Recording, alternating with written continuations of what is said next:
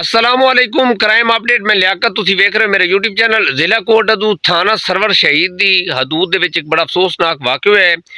YouTuber Shahzad वेला मुंडा उमरे दी शहादत हासिल करन सऊदी अरब गया है। गुज़िश्ता रात नूं उसदे घर डकैती हो गई।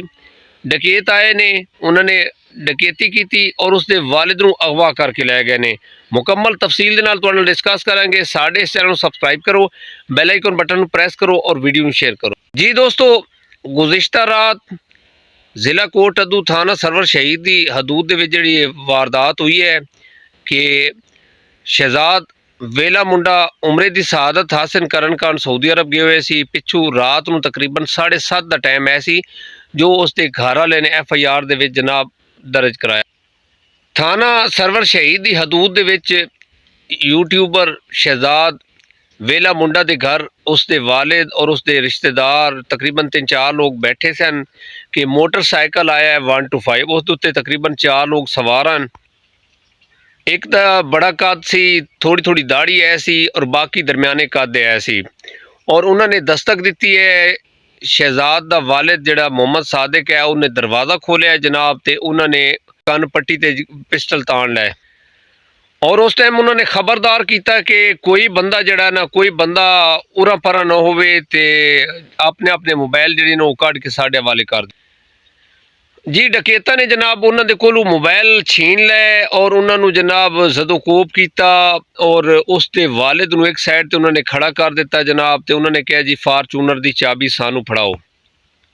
फार्चूनर की चाबी वो मंगते रहे, उन्होंने कहा साढ़े कोल नहीं है। उन्होंने जनाब उन्होंने उत्थे चाट लूथा किया, लेकिन उसके वालिद ने कहा जी साढ़े कोल नहीं है। उन्होंने फिर एक मोटरसाइकिल खड़ा सी प्राइडर जनाब, प्राइडर की चाबी विचे खड़ी सी जनाब। उन्होंने कहा जी गेट खोलिया, गेट खोल के निकले ने और उन्होंने एक कमरे दे विच बंद कर दिता बाकियों नूं। और जिहड़ा शहजाद दा वालिद है सी उसते पिस्टल तान के जनाब उन्होंने मोटरसाइकिल 125 ते दरम्यान दे विच बिठाया और धमकी दी कि अगर खबरदार तुसें चूं चरां की तो अस इस नहीं मार देना तो तुहानू ही नुकसान पहुँचावांगे। वो जी लैके मौके ते फरार हो गए। पिछे जनाब इन्हों के जोड़े अपना सादिक दा बेटा है सी और इसके जोड़े मुलाजिम है सी, इन्होंने जनाब खिड़की तोड़ी, तोड़ के बाहर निकले। फिर जनाब किसी कोलू मोबाइल लैके 15 ते कॉल की। थोड़ी देर बाद जड़ा मकामी थाना है सी सरवर शहीद उत्थों का स्टाफ आ गया। उन्होंने वेरीफिकेशन शुरू कर दी, पूछताछ और टीम तश्कील दी और सादिक का जोड़ा बेटा है उसकी मुदैयत दे विच FIR कटी गई नामालूम डकैतों के खिलाफ। हुण सवाल ये उठ रहा है कि ये जिहड़े डकैत है सन इन्हां दा ताल्लुक कच्चे दे इलाके दे ते नहीं है सी या की अपना हुण ये की डिमांड करनगे, की तावान मंगणगे। लिहाजा उस टाइम जिस टाइम ये वारदात कर रहे हैं उस टाइम इन्हों जरूरत सी फार्चूनर की जिसकी चाबी उन्होंने नहीं मिली।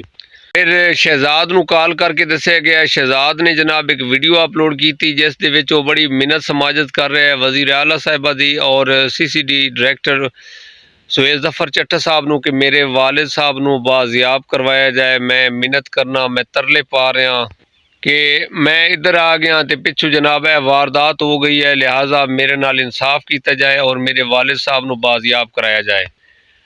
पुलिस जगह जगह छापे मार रही है। इंशाअल्लाह जनाब ये जड़े अपना डकैत हैं इंशाअल्लाह ये पकड़े जाएंगे।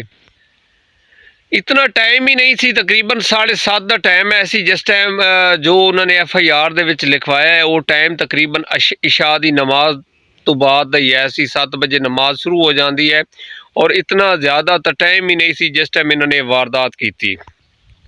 ये बड़ा अफसोसनाक वाक़या होया है कि शहजाद वेला मुंडा नूं तकरीबन लैंड कीते 2 घंटे ही होए सी।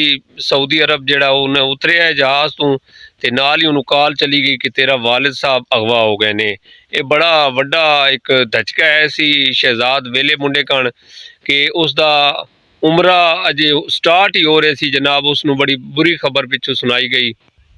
नामालूम डकैतों के खिलाफ अगवा की जी FIR और डकैती की FIR हो गई है और अगे देखने कि पता चलता है डकैत पकड़े जाते हैं, अगवाकार पकड़े जाते हैं या वो की डिमांड करते हैं। वो मुकम्मल जो अपडेट आएगी तो डिस्कस करेंगे। साढ़े इस चैनल को सबसक्राइब कराया है और इस वीडियो को लाइक कराया और कमेंट दे विच इजहार राय लाजमी कराया है। अपना ढेर सारा ख्याल रखा है।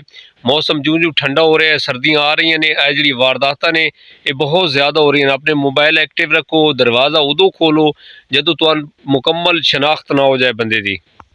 ਬਾਕੀ ਤੁਸੀਂ ਹਾਲਾਤ ਵਾਕਿਆਤ ਤੋਂ ਅੱਛੀ ਤਰ੍ਹਾਂ ਵਾਕਿਫ ਹੋ ਕਿ ਜੋ ਹੋ ਰਿਹਾ ਪਾਕਿਸਤਾਨ ਦੇ ਵਿੱਚ, ਔਰ ਅੱਲਾਹ ਤਾਲਾ ਇਹਨਾਂ ਡਕੈਤਾਂ ਕੋਲੋਂ ਪਨਾਹ ਦੇਵੇ। ਔਰ ਸਾਡੀ ਇਸ CCD ਇਦਾਰੇ ਨੂੰ ਗੁਜ਼ਾਰਿਸ਼ ਹੈ ਕਿ ਇਸ ਤਰ੍ਹਾਂ ਦੇ ਜਿਹੜੇ ਜਰਾਇਮ ਪੇਸ਼ਾ ਅਫਰਾਦ ਨੇ ਉਹਨਾਂ ਨੂੰ ਕੈਫ ਕਿਰਦਾਰ ਤੱਕ ਪਹੁੰਚਾਇਆ ਜਾਏ, ਔਰ ਜੋ ਉਹਨਾਂ ਨੇ ਖੈਫ ਫਲਾਇਆ ਹੋਇਆ